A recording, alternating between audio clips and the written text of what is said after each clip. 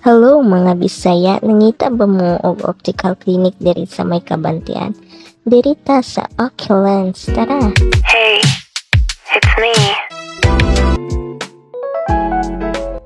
Napo ni sila branch sa Matina, since taga Kabantian ko, diri na lang ko ni adto sa Kabantian nila na branch.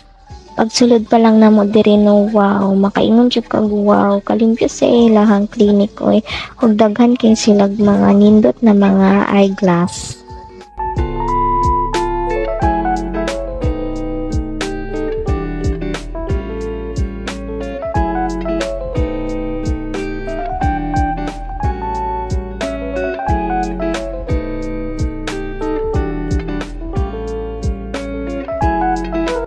Naa pa sila i-display na dako kaayo nga eyeglass. Sa amin dito siya.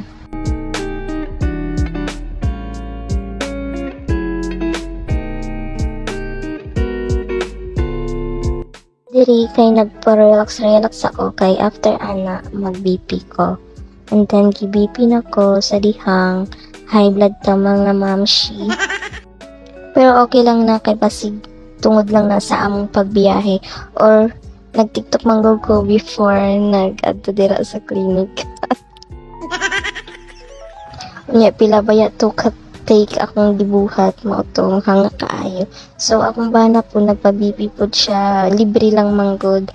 So gitry niya, pero siya inuuno kay normal iyahang kuan, iyahang blood pressure. Maayo kay normal, ang utok lang daot. Charot lang. Di na jud daw sa pagkahanan. Ang mga staff nila ba kay grabe ka thoughtful oy. Tanaawag gi-offeran pa nila og kape, candies na ako ang bana kay nagtabian kay na sila ni Sir Ramil. Pero nag-check na ko sa akong mata.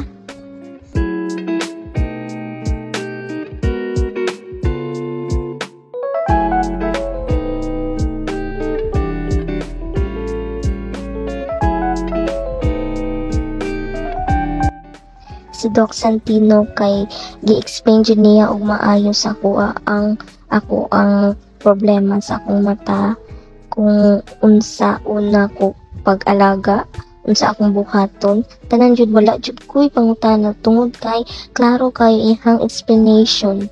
So mao to, grabe ako ang pasalamat kay Doc na tungod sa iya nakabalo ko sa akong mga issues sa akong mata. So daghan kay siya problema no, dili lang nako i-share dere para lang pud sa ako ang kaayuhan ug sa akong privacy. Ganahan kay ko kay Doc Santino ba kay clear iyahang pagka-explain kung unsa jud imong issues sa imong mata hantod sa paggamit sa kuan sa imuhang eyeglass. Iya po nang i-explain after ana pagkaugma didto na nako nakuha ang ako ang eyeglass. Dili jud ko ma-awkward sa ilaha gikan sa staff hantod kay Doc. Mga friendly pud kayo sila. Naapoy pagka-joker si Doc. Unsa pa inyong ginahulat diri na ta sa Oculens Vision Care and Optical Clinic. Bye.